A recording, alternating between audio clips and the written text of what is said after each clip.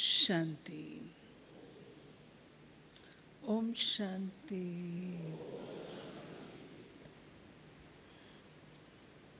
बैठे बैठे जो अनुभव हुआ वो बताती हूँ। गीत बजा तो जो अनुभव किया पहले वो शेयर करते हैं। अभी पिछले ही सप्ताह इस हॉल में 2000 से अधिक कुमार आए हुए थे। तो हॉल में जो एनर्जी थी वो भिन्न प्रकार की थी। और आज आप बाबा की लाडली, जिनको बाबा ने अपना साथी बनाया, बाबा पर कुर्बान गए, वारी गए, ऐसे अनन्य विशेष समर्पित कुमार उस एनर्जी और इस एनर्जी में अंतर ये है जो मैंने अनुभव किया है अभी अभी आप लोगों से। बहुत शीतलता, धैर्यता, तपस्या, त्याग, जैसे कोई ठहरा हुआ व्यक्ति होता है ना, जिसको कहते हैं ये ठहरा हुआ है, ऐसे वाइब्रेशन आ रहे हैं। यस, इसके आप सब मुबारक के पात्र हैं। हाँ, अच्छी तरह भले ताली बजाओ अपने लिए।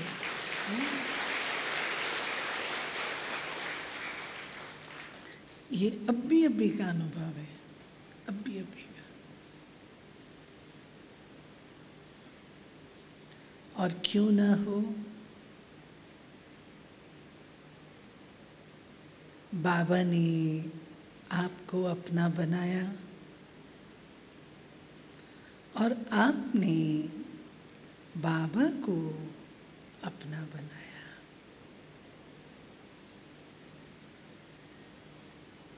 हमारा बाबा आता भी भारत में है और कोई देश में नहीं आता। कई कारण हैं जो बाबा भारत में ही आते हैं। उसमें एक विशेष कारण है और वो है कि भारत ही एक ऐसा देश है जहां पवित्रता को इतना मान सम्मान दिया जाता है। विदेशों में तो पवित्रता क्या चीज है ये उनको पता ही नहीं है। जब ज्ञान में आते हैं तब उन्हें समझाया जाता है। उससे पूर्व तो वो लोग समझते ही नहीं, मानते ही नहीं, उनको पता ही नहीं है कि ये भी कोई चीज होती है। उस हिसाब से हम देखें हम कितने भाग्यशाली हैं। हम तो पवित्रता की भूमि, जिसमें आज कलयुग के एंड तक पवित्रता का महत्व है, ऐसे देश के रहवासी हैं। जहां पर यस, मेरे को तो बहुत नाज होता है ऐसी ऐसी बातों पर जो भारत की विशेष बातें हैं, अपनी विशेष बातें हैं। तो आपकी आज की जो टॉपिक है वो है योग की गहन अनुभूतियों के लिए पवित्रता की धारणा, पवित्रता का रोल यही है ना। पवित्रता का क्या रोल है योग की गहन अनुभूतियों में। मैं इस विषय को लूंगी, लेकिन मुझे दादी जी याद आ रहे हैं, दादी प्रकाशमणि, जो आज की सभा को देखकर आप सबको बिल्कुल उड़ा देती। एकदम इतना दादी को प्यार, इतना दादी को आप पर नाज होता था, जो कि दादी कहती थी, अरे मेरे कुमार आए हैं, कुमार आए हैं। और कुमार भी प्यार से कहते थे। हमारे कारण से दादी का नाम बोलो, कुमार का दादी है। आपको नशा चढ़ता है? चढ़ता है नशा? चढ़ता है, हम कुमार हैं, नशा चढ़ता है। यस, जबरदस्त नशा है। मैं कभी अपने बचपन में लौट जाती हूँ जब इस विषय पर आते हैं, तो बहुत छोटी आयु थी, 8.5 वर्ष की आयु, जब लौकिक पिता किसी को समझा रहे थे। एंग्लो इंडियन महिला थी और वो पिताजी ज्ञान में थे उस समय।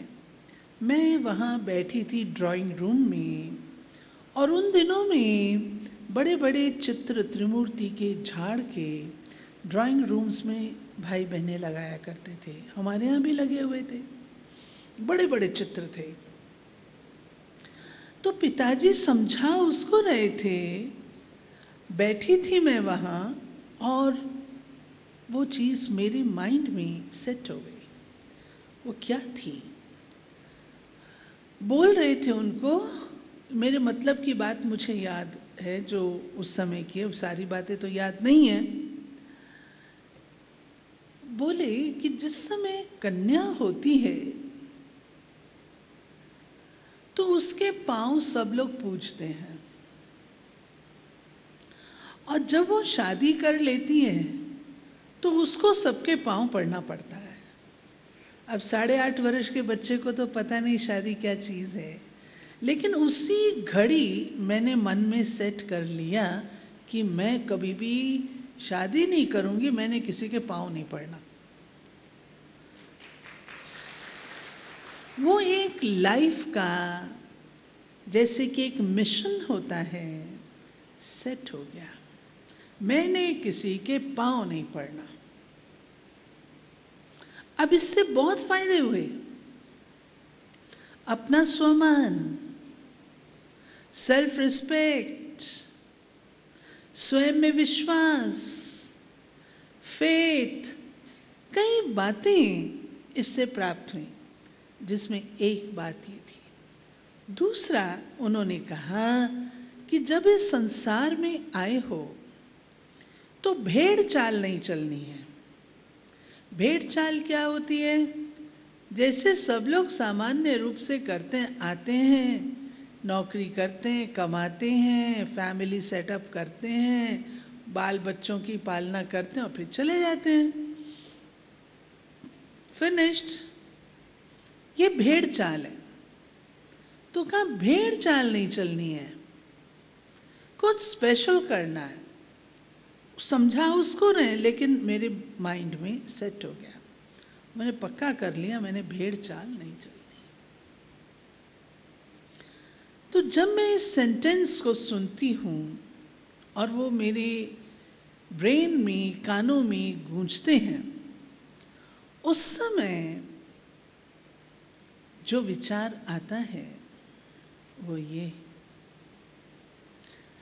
कि समर्पित होना बड़ी बात नहीं है, असलियत है। समर्पित होने के बाद मैंने क्या किया वो ज्यादा इंपॉर्टेंट है। समर्पित होना बड़ी बात नहीं है,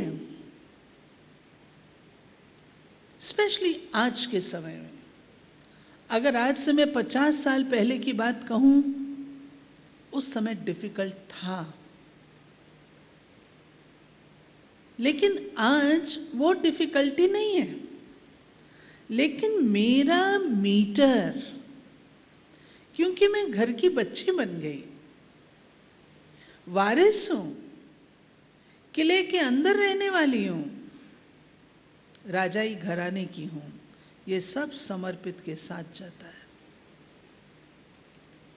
ये सब मुझे समर्पित होने पर मिल गया। लेकिन मेरा मीटर पुरुषार्थ का और पद का आरंभ तब होता है कि समर्पित होने के बाद मैंने क्या किया। मेरा चार्ट समर्पित होने के बाद कैसा है, कितनी उन्नति होती जा रही है, ये वहां से मेरी काउंटिंग शुरू होती है। बाबा ने हमें 2 वरदान दिए हैं जन्म लेते ही, पवित्र बनो और योगी बनो। इन 2 वरदानों को हम भिन्न भिन्न रूप से देख सकते हैं। हमारे जीवन की नींव पवित्रता है। बाबा आकर नई दुनिया की स्थापना पवित्रता के बल पर करते हैं। पवित्रता का महत्व जो जानते और समझते हैं, वे बाबा के साथी बन जाते हैं रचना के कार्य में। कई लोग यूं कहा करते हैं, लालचंद वत्स होते थे, मैंने लास्ट क्लास में भी बताया था, लालचंद वत्स होते थे, अपने ईश्वरी विश्वविद्यालय के वो वकील थे, दिल्ली से पैदा हुए थे और अव्यक्त होने के बाद पांडव भवन के वे विद्यार्थी थे। उन्होंने समर्पित किया अपने आप को, बड़े टॉप क्लास के वकील थे। इंदिरा जी उन्हें बुलाया करती थी अपनी इलेक्शन कैंपेन का उद्घाटन करने के लिए, इतने जबरदस्त वकील थे। और रजौरी गार्डन की जो जमीन है वह शिव बाबा ने उनके माध्यम से दिलवाई है, जो हमारी सरकार को चली गई थी, उन्होंने कोर्ट से आर्ग्यूमेंट करके निकलवाई। बहुत विशेष आत्मा रही है अपने यज्ञ के इतिहास में। उन्होंने वो एक बात शुरू में जब आए तो एक बात दादी गुलजार को कहते थे, दादी बाबा ऐसा क्यों नहीं करता, ये पवित्रता की जो धारणा है उसको छोड़ दें और बाकी सब बातें और खाने पीने की धारणा इसको छोड़वा दें, और तब देखो दादी यहाँ पे कितने लाखों की सभा हो जाएगी, ज्ञान इतना बढ़िया है। दादी कहती थी बाबा को लाखों चाहिए ही नहीं, बाबा को कौन चाहिए, मुट्ठी भर वे बच्चे जो हीरों के व्यापारी हों, वे बच्चे जो इसकी कदर जानते हों। क्यों? क्योंकि इस आधार से बाबा सारे कल्प में फाउंडेशन डालता है और इसका महत्व हमारे सारे इसमें है। सच्चाई की बात और स्ट्रेट फॉरवर्ड, में राउंड अबाउट न जाके स्ट्रेट बातें करूंगी। 100% जब तक हमारा मन पवित्र नहीं बनता तब तक योग नहीं लग सकता, नहीं लग सकता। क्यों? बाबा पवित्रता का सागर है। मेरा मन मैला, उसके साथ मन मनाभव कैसे होगा, कैसे होगा? मन के अंदर मेरे अशुद्ध, अपवित्र, व्यर्थ विचार हों और मैं सोचूं बाबा मुझे याद आए, ये होने वाला नहीं है। जब हम पवित्रता की धारणा कहते हैं उसका अर्थ मात्र ब्रह्मचर्य व्रत से नहीं है। हालांकि शास्त्रों में ब्रह्मचर्य व्रत की गहराई बताते हुए बहुत महीन वे बातें बताई गई हैं जो हमें दादियां समझाती रही हैं, बाबा समझाते रहे हैं। और आज उन्हें हम थोड़ा सा रिवाइज भी करने का प्रयास करेंगे।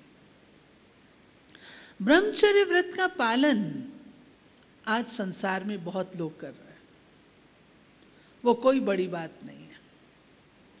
अब्दुल कलाम जी, उनका मिशन था साइंस, उन्होंने शादी की ही नहीं, साइंस पर डेडिकेटेड रहे और आज दिन तक डेडिकेटेड है। जाल मिस्त्री अपने देश के बहुत बड़े साउंड इंजीनियर हैं, जिन्होंने अपने कैंपस के सभी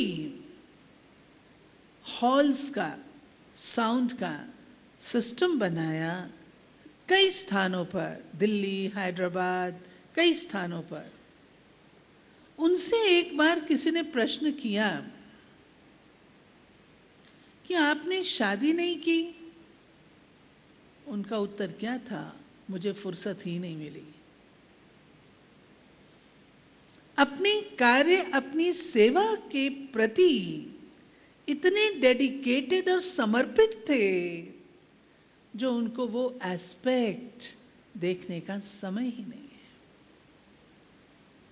आज हम बाबा के बच्चे बाबा पर कुर्बान गए हैं, और कुर्बान होकर हम अपने इस जीवन को तपस्या के रूप से चला रहे हैं। सच्चाई की बात यह है, पवित्र बनो तो योगी बनो। पवित्र बनो और योगी बनो, ये दो वरदान हैं, लेकिन इसकी गहराई है, पवित्र बनो तो योगी बनो। जब तक पवित्रता की धारणा संपन्न रूप से नहीं, तब तक बाबा के साथ बुद्धि योग नहीं लग सकता। आप कहेंगे, बहन जी हम लोग तो ब्रह्मचर्य व्रत को धारण कर रहे हैं, फिर पवित्रता की परिभाषा क्या? प्यारे भाई और बहनों, बहनें नहीं है, प्यारे भाइयों, हम लोग अभी अचानक मेरे पास पता नहीं क्लासेस का सार आया, उसमें किसी ने बहुत अच्छी एक बात कही। कहते मीरा कृष्ण की इतनी दीवानी थी, जो वो वृंदावन पहुंच गई और वहां पहुंची तो वहां संत लोग थे, वे पुरुष थे। तो संतों ने कहा कि तुम यहां पुरुषों के इसमें कहां से आ गई? मीरा का उत्तर क्या था कि मैं तो समझती थी कि वृंदावन में केवल कृष्ण ही कृष्ण है। समझा आपने? कितनी गहरी बात उसने बोल करके संतों की आंखें खोली कि मैं तो समझती थी कि वृंदावन में केवल कृष्ण ही कृष्ण है, यहां पुरुष भी रहते हैं, ये मुझे पता नहीं था। ये है डेडिकेशन, ये है समर्पण। अब पवित्रता में वास्तव में जो थोड़े बहुत क्वेश्चंस भी आप लोगों के गए, व्यर्थ का, व्यर्थ की उत्पत्ति कहां से है? देह अभिमान। और व्यर्थ केवल अपवित्र संकल्पों को मैं नहीं मानती हूं। अपवित्रता की परिभाषा बहुत गहरी है। अगर हमारे अंदर ईर्ष्या है, हसद है, द्वेष, बदला लेने की भावना है, छिपाना है, चोरी है, हेरा फेरी है, ये सब कौन सी कैटेगरी है? पवित्रता की कैटेगरी में तो नहीं आएंगे। अपवित्रता। और इसका भी बीज अगर आप ढूंढेंगे तो वो जाके निकलेगा दे अभिमान। तो बाबा ने शुरू से लेकर जो एक अभ्यास किया, और हमसे भी बाबा कहता है करने को, वो कौन सा है? बाबा कहते आत्म अभिमानी स्थिति। दृष्टि वृत्ति की भी बात उसमें आई है, लेकिन मूल चीज जिस पर मीठे भाइयों आप बुरा नहीं मानना, लेकिन हम लोगों की ये कमी है। चलते फिरते रूहानियत में रहना, आत्मिक दृष्टि में रहना कहां तक है? अगर हम अपने दिल पर हाथ रख करके पूछें, हम सेवा कॉन्शियस होते हैं, हम अपनी सेवा के लक्ष्य कॉन्शियस होते हैं, लेकिन सोल कॉन्शियस नहीं। अगर आत्मा आत्मा की निगाह से देखें, ब्रह्मा बाबा ने आदि से जिस अभ्यास को पक्का किया था वो ये था, आत्मिक दृष्टि, आत्मिक वृत्ति। पुट्टू आत्मा है, ब्रिज आत्मा है। बाबा ने डायरियां भर दी थी, मासी का घर थोड़ी है। ये जो निगाह है वो नहीं। कल की या परसों की मुरली में था, मैं कौन सी आत्मा हूं? मैं फर्स्ट क्लास आत्मा हूं। फर्स्ट क्लास आत्मा समझ दूसरे को भी फर्स्ट क्लास ही मैं देखूं, अभ्यास अभ्यास है। और अभ्यास का महत्व बहुत है। इसमें दो बातें मैं आपसे कहूंगी। एक है स्वयं में विश्वास रखिए, और दूसरा डोंट गिव अप, छोड़ मत दीजिए। हिम्मत, विश्वास और समर्पणमयता, ये तीनों इकट्ठे जाते हैं।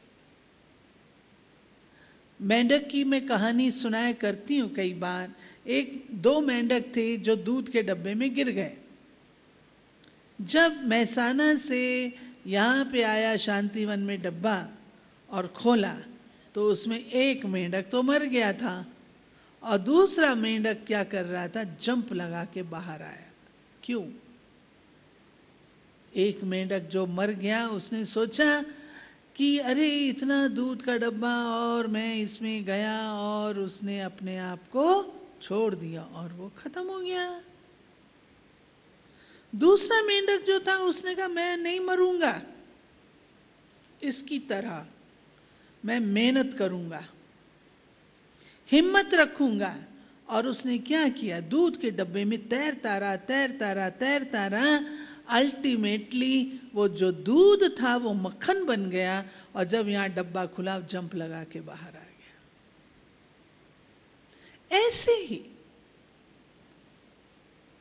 हमारे पुरुषार्थी जीवन में, योगी जीवन में कई बार ऐसे संस्कार आते हैं जिनको हम जीत नहीं पाते। बट डोंट गिव अप, अपने पर विश्वास रखिए। जिसका साथी बाबा है, सर्वशक्तिवान ने जिसे अपनी गोद का मालिक बनाया है, वो कमजोर कैसे हो सकता है? क्या सर्वशक्तिवान को इतनी समझ नहीं कि मुझे अब कमजोरों को साथी बनाना है या हिम्मतवानों को साथी बनाना है? स्वयं में विश्वास खोना माना, बाबा को डाउट करना। हे भगवान, तुम्हें पता ही नहीं तुमने किसे साथी बना लिया।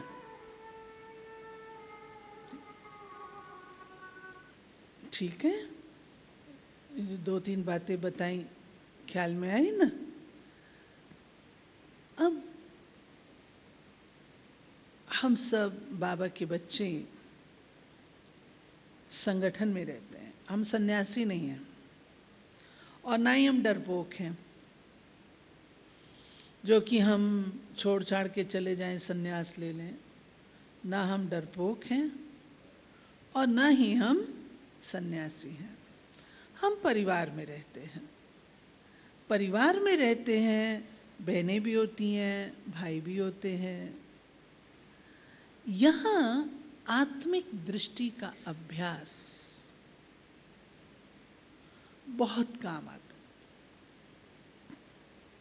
मैं कभी भी भाइयों को, बहनों को आपस में बातचीत करने से मना नहीं करती हूँ, कभी नहीं करती। क्यों नहीं बातचीत करें? इतना अच्छा शुद्ध पवित्र संबंध, बहन और भाई का अलौकिक संबंध है। बहन भाई आपस में बात क्यों ना करें? मौनी बाबा बने क्या? नहीं। लेकिन हमें इतना ही शक्तिशाली बनना है, इतना ताकतवर बनना है, इतना मर्यादित बनना है कि हम अपने मतलब की बात के अतिरिक्त और कोई बातें ना करें। ये तो संभव है। हम वे बाबा के बच्चे नहीं हैं जो महिलाओं की तरफ पीठ कर लेते हैं। डरपोक नहीं है हम बातचीत कर रहे हैं, करो। लेकिन बाबा स्पष्ट कहता है, बच्चे हंसी कुड़ी नहीं, आपस में हंसो, खेलो, कूदो, लेकिन इसको आप अपनी आदत और आपस में जब बातचीत करो तो यही बातचीत करो, मोबाइल पर करो तो ये बातचीत करो, फेसबुक, व्हाट्सएप, मेरे हिसाब से ये सब चीजें, प्यारे भाइयों बुरा मत मानना, मैं इसके अगेंस्ट नहीं हूं, मैं टेक्नोलॉजी के फेवर में हूं, लेकिन मर्यादा के रूप से यूज करो। इतनी ताकत चाहिए, ताकत चाहिए। और सच पूछो, मैं ताकत शब्द आपके साथ यूज कर रही हूं, मैं तो इसको ताकत भी नहीं मानती हूं। वो काम की नहीं है ना, फालतू फंड की बात करने के लिए तो है ही नहीं ना, काम करने के लिए। इसमें क्या ताकत की बात है?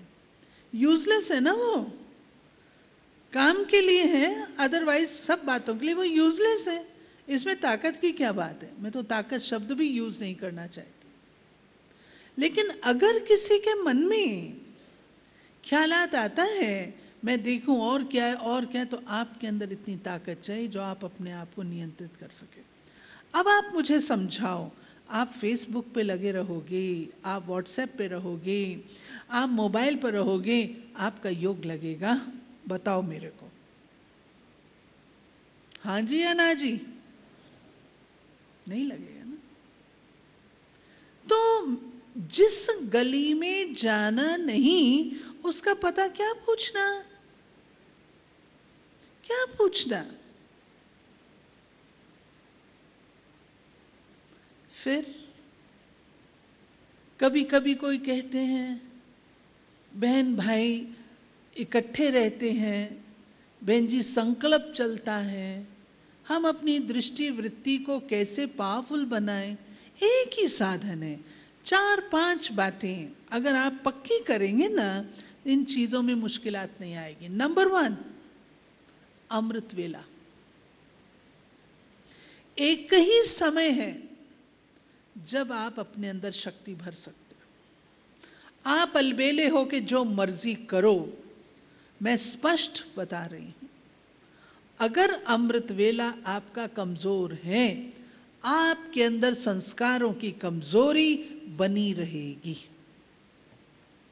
वही समय जब बाबा हमारी सफाई करता है, हमारा शुद्धिकरण करता है। भगवान के आगे मैं उपस्थित ही नहीं होती तो मेरा इलाज कैसे करेगा? वो कहते हैं सिर्फ तुम उपस्थित हो, बाकी काम मेरा, मैं आप ही करूंगा। क्लास, हम सोचते हैं बाबा की क्लास वही मुरली है। क्या मैं उतनी डेडिकेशन से पढ़ती हूं? मैं तो उसकी एम्प्लॉई हूं ना।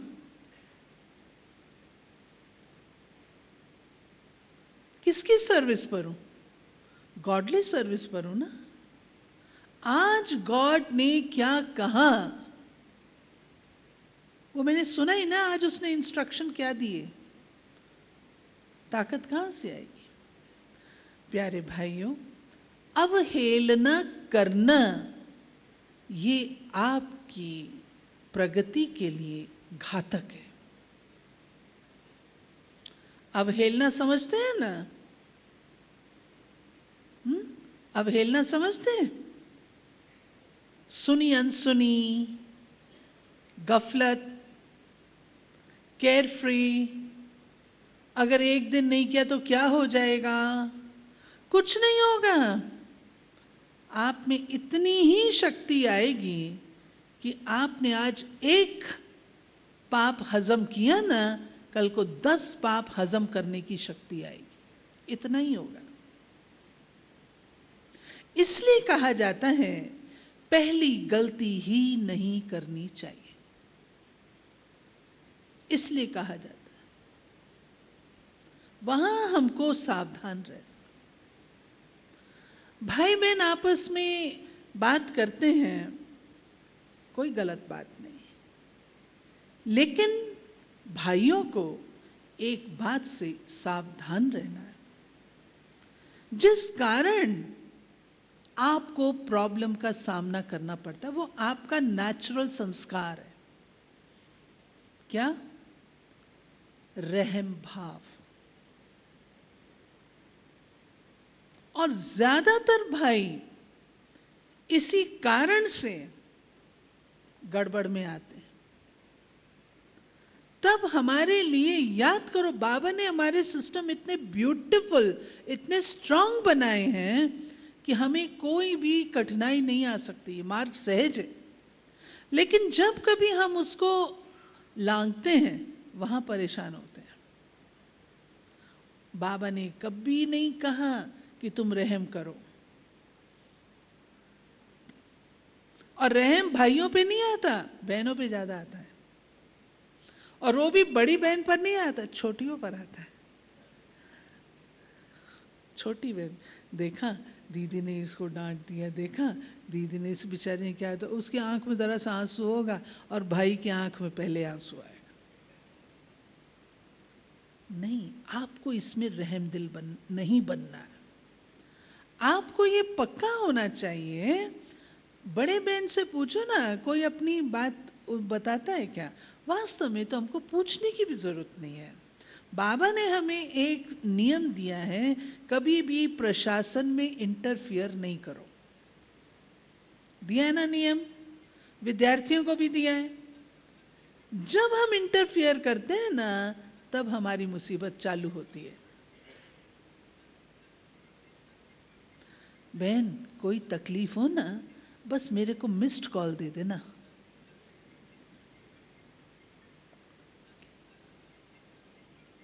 ये मैं सच्चाइयां बता रही हूं, झूठ तो नहीं कह रही।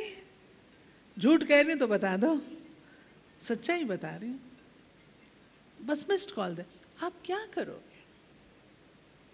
आप खामखा अपने आप को जंगल में फंसा लेते हो,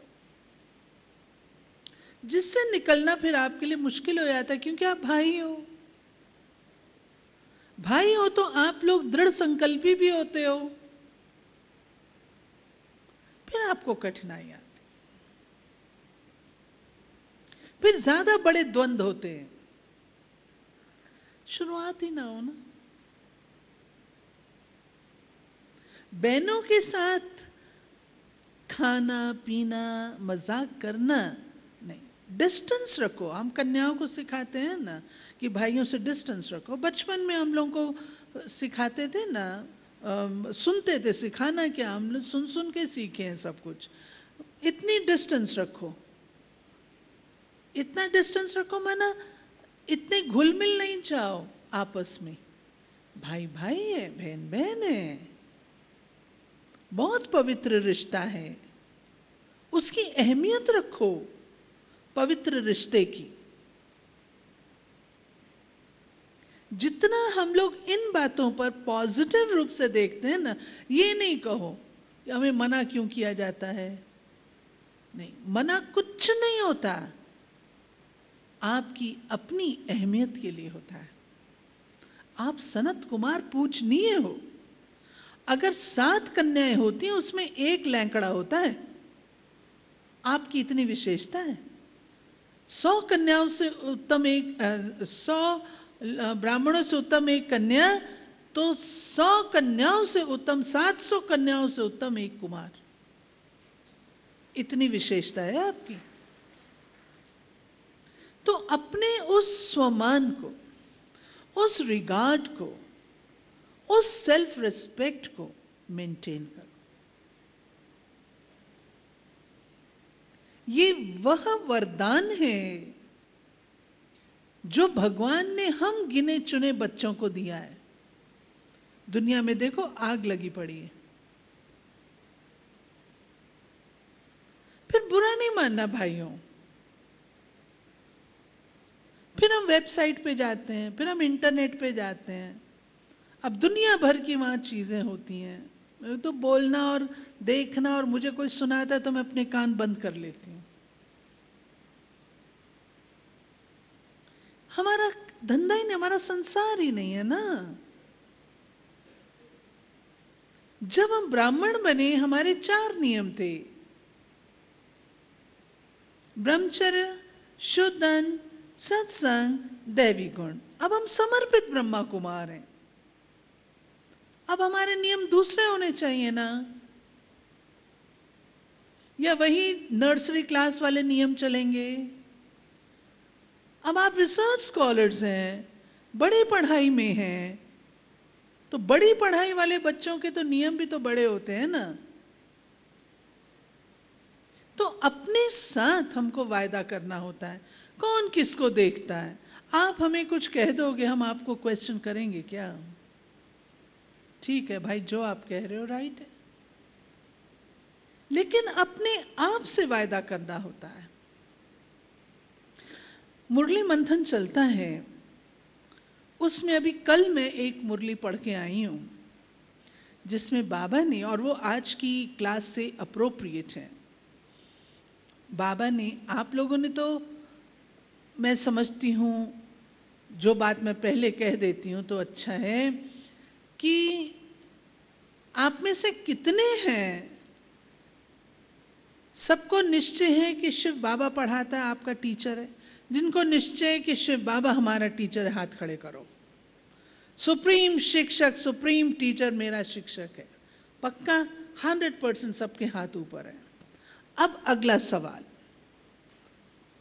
आप में से कितने हैं जिन्होंने 1969 के बाद, 69 ऑनवर्ड्स, अव्यक्त बाप दादा के महावाक्य, पूरी मुरलियों का अध्ययन उस दिन से लेके आज दिन तक किया है? कितने हैं? वो हाथ खड़े करो, गिने चुने।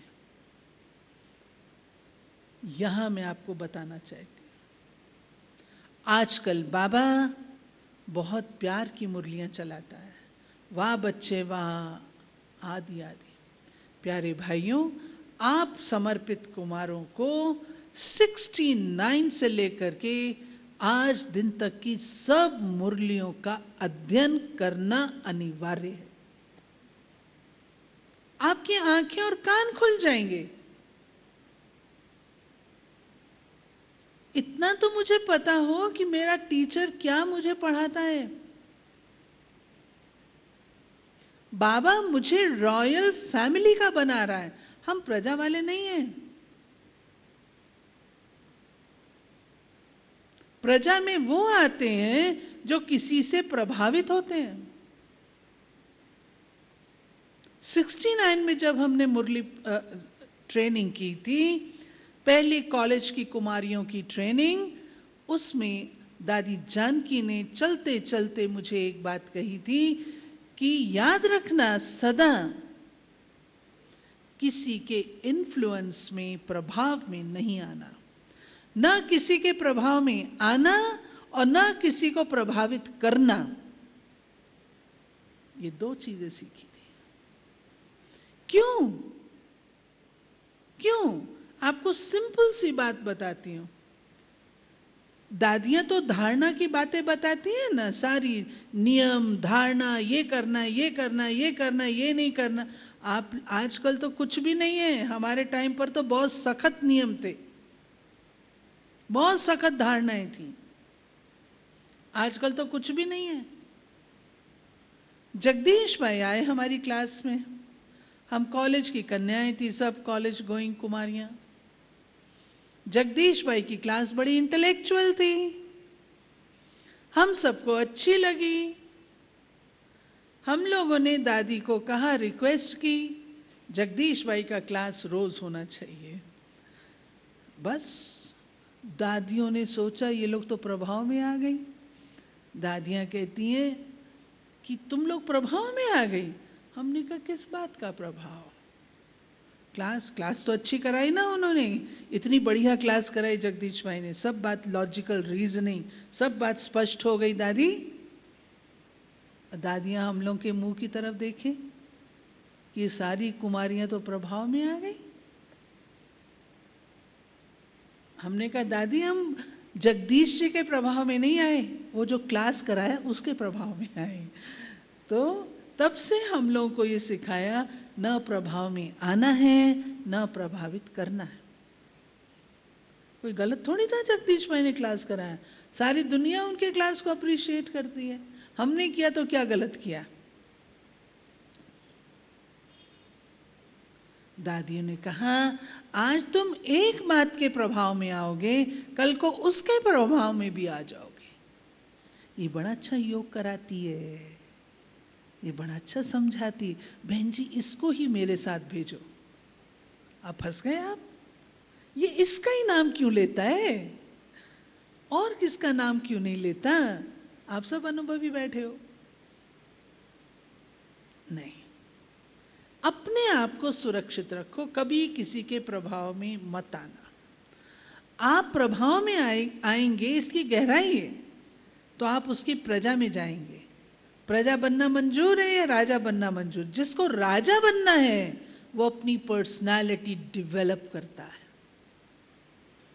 अपने राजाई संस्कार डेवलप करता है। और जिसको प्रजा में आना है वो आज इसके प्रभाव में, कल इसके प्रभाव में, परसों उसके प्रभाव में। प्रजा में आने वाला है ना, तो उसको बहुत सारे राजाएं चाहिए। और जिसको राजा बनना है वो कोई के प्रभाव में नहीं आएगा, अप्रिशिएट करेगा, प्रभाव में नहीं आएगा। सूर्य और धरती के बीच में अगर चंद्रमा आ जाए तो ग्रहण लगता है? लगता है? हां जी। ऐसे मेरे और बाबा के बीच में कोई भी आत्मा आ जाए, ग्रहण नहीं लगेगा? ग्रहण नहीं लगेगा।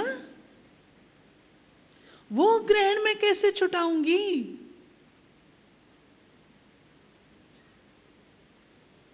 इस बात पर ध्यान देना। ये सब पवित्रता की गहराई है। इसी रीति से और आगे बढ़ो। आपकी मनसा एक के लिए जाती, दूसरे के लिए क्यों नहीं? छोटी कन्याओं के प्रति जाती है, बड़ों के लिए क्यों नहीं? पूछो। अब मैं कल की मुरली सुनाती जो मैं पढ़ के आई हूं।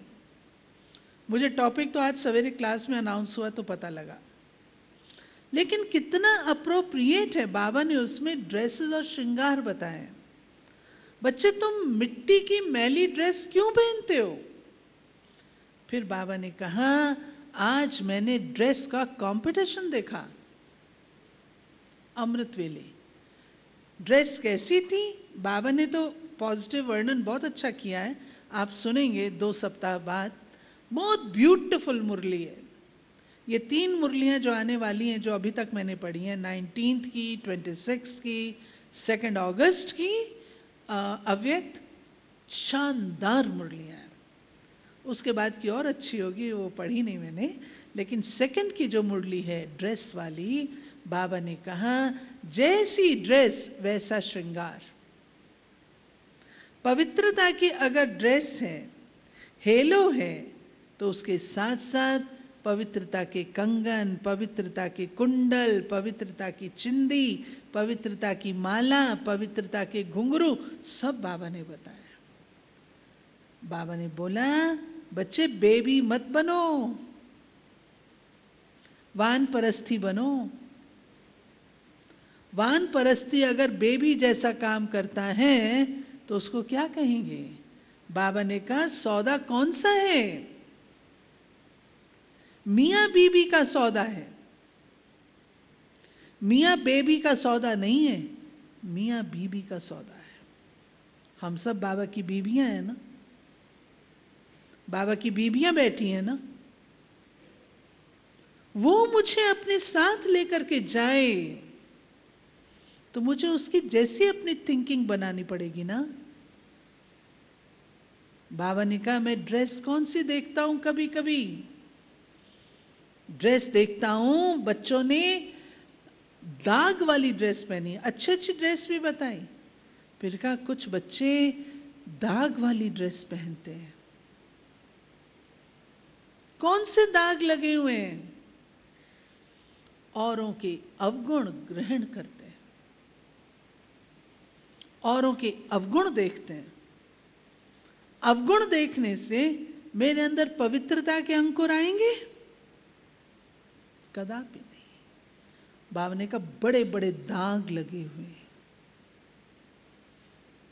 और आगे बोला किसी के भी अवगुण देखना स्वयं पर दाग लगाना है। आगे बोला कईयों पर तो खून के दाग हैं, कईयों की ड्रेस पर खून के दाग। बाबा ने किसको कहा? विकर्म करते हैं और सच्चाई न होने के कारण क्षमा भी नहीं लेते, वो विकर्म पे विकर्म पे विकर्म करते जाते हैं जो खून के दागों वाली ड्रेस।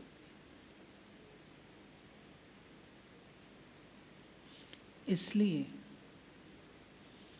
बाबा के हम बच्चे बने हैं मीठे भाइयों, आज्ञाकारी, वफादार, फरमान बरदार।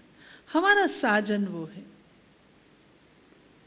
साजन को कभी ये पसंद नहीं कि उसकी सजनी किसी और की तरफ दृष्टि रखे। आपने देखा होगा ना, कोई चले तो कहेगा वहां क्या देख रही, इधर देख, बोलते हैं ना। तो बाबा, God is a jealous lover. अंग्रेजी में कहावत है, God is a jealous lover. परमात्मा को ये कतई पसंद नहीं कि मेरी आत्माएं, मेरी सजनियां कहीं और आंख उठा के देखें। अब नेचुरल है, व्यर्थ आएगा। इसमें मैं हमेशा कुमारों को, भाइयों को एक बात कहती हूं, जो बाबा की बताई हुई औषधि है, और वो औषधि है स्वयं को बिजी रखना। आप लोगों को कभी अपने आप को फ्री नहीं रखना चाहिए। आप जितना बिजी रहेंगे ना, आप व्यर्थ से मुक्त होंगे। मेहनत के शौकीन बनो। जितनी मेहनत करोगे उतना बाबा से प्यार बढ़ेगा, यज्ञ से प्यार बढ़ेगा, और ये यज्ञ आपकी सुरक्षा का साधन बन जाता है। ठीक है? और बिजी रखो, कभी किसी में, मनसादान में, वाचा में। वाचा की भी अपवित्रता होती है। कभी कभी ऐसी ऐसी बातें करते हैं, सुनो ही नहीं ना। जिस बात का आपके पास समाधान नहीं है, आप मेरे से क्यों बात करो? I can not give you solution. आप उसके पास जाओ जहां से आपको सोल्यूशन मिले। और फालतू फंड की बातें कोई आपसे करे को, प्लीज, मैं गार्बेज बॉक्स नहीं हूं।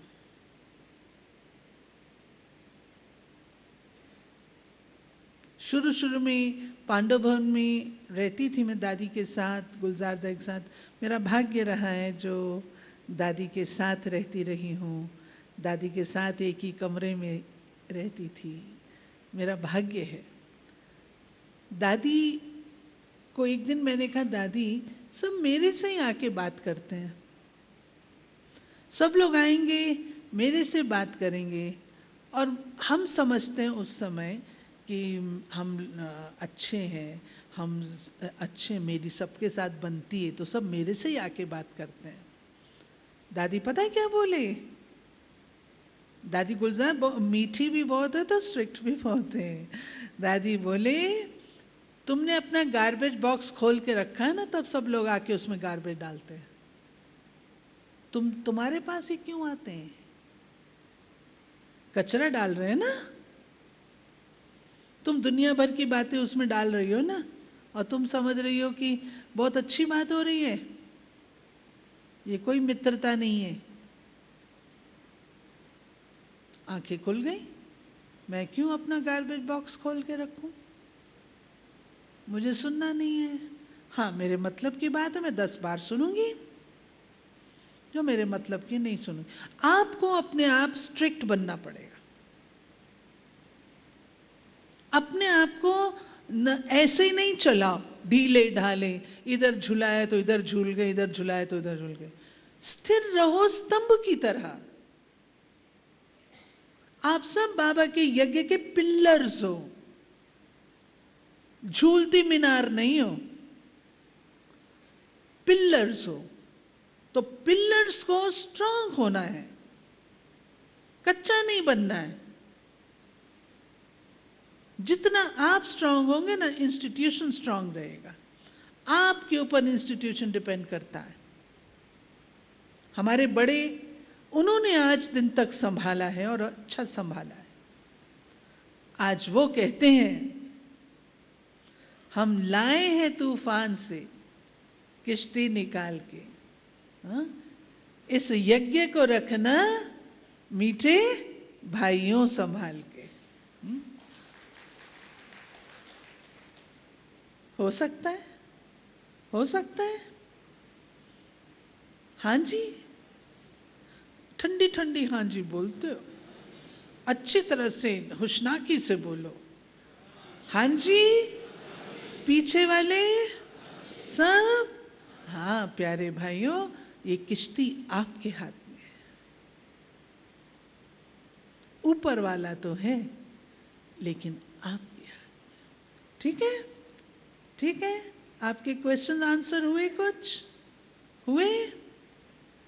हाँ हुए? ठीक है, ये होगा ना, फिर देखो योग लगेगा आपका बहुत अच्छा। योग के गहरे अनुभव पूछो, अगर मैं क्लास में पूछती हूँ, सिर्फ यहां नहीं पूछती, सब जगह पूछती हूँ, तो योग के गहरे अनुभव होंगे कैसे? मैं पूछती हूँ अतीन्द्रिय सुख का अनुभव है, अरे थोड़े से लोग, मुझे आश्चर्य लगता है जब मैं थोड़े से हाथ ऊपर देखती हूँ ना, मुझे लगता है ये क्या हो रहा है। अतीन्द्रिय सुख में हम सबके हाथ ऊपर जाने चाहिए, बीज रूप स्थिति में हम सबके हाथ ऊपर जाने चाहिए। पर चिंतन भी अपवित्रता है, पर चिंतन की भी गहराई है। एक बार नोट्स ले रही थी, भट्टी थी, दादी जान की क्लास करा रहे थे, तो मैं नोट्स ले रही थी, पहली पहली सीट पर बैठी थी। दादी को अच्छा लगता हम सामने देखें, नोट्स ले रही थी, तो मेरे से पूछा ये किसके लिए लिख रही हो? मैंने कहा दादी वो दिल्ली जाऊंगी ना तो क्लास में सुनाऊंगी। दादी ने कहा अच्छा, यहां बैठे तुमको दिल्ली याद आ रही? हाँ? ये नहीं तुमने सोचा कि इसको मैं धारण कर लूं और धारणा से जाके सुनाऊं, नोट्स लेके सुनाई। ये भी पर चिंतन है। समझ आ गई ना? बड़े बात बताते हैं तो समझ आती है ना, आंखें खुलती हैं, कान खुलते हैं। ठीक है, ज्यादा बड़ी बातें नहीं है। आप लोग बहुत अच्छे हो, बहुत अच्छे हो। सिर्फ अपनी छोटी छोटी छोटी छोटी जो धारणाएं हैं ना, उनको मजबूत कर दो, उनको लूज नहीं करो। एक बहुत बड़ा राइटर है, उसने कहा there are no little things. Personality development में, अपने जीवन के उत्थान में, कभी हम कहते नहीं ये तो छोटी सी बात है। उस राइटर ने कहा है there are no little things. कभी कोई बात छोटी नहीं होती। जब आप उसको छोटा समझोगे तो इग्नोर करोगे, अगर आप उसको बड़ा समझोगे तो उसको अडॉप्ट करोगे। इसे कभी कोई बात को छोटा नहीं समझो, उसके ऊपर अटेंशन दो, उदास भी ना हो जाओ, स्वयं में विश्वास भी रखो। फाइन। तो हम सब बन रहे हैं डबल पूज्य, डबल ताजधारी, हाँ, डबल ताजधारी। और इस ही बल से प्रत्यक्षता होनी है, पवित्रता के बल से, योग के बल से प्रत्यक्षता होनी है। तो ये हमारी फाउंडेशन है। ओम शांति।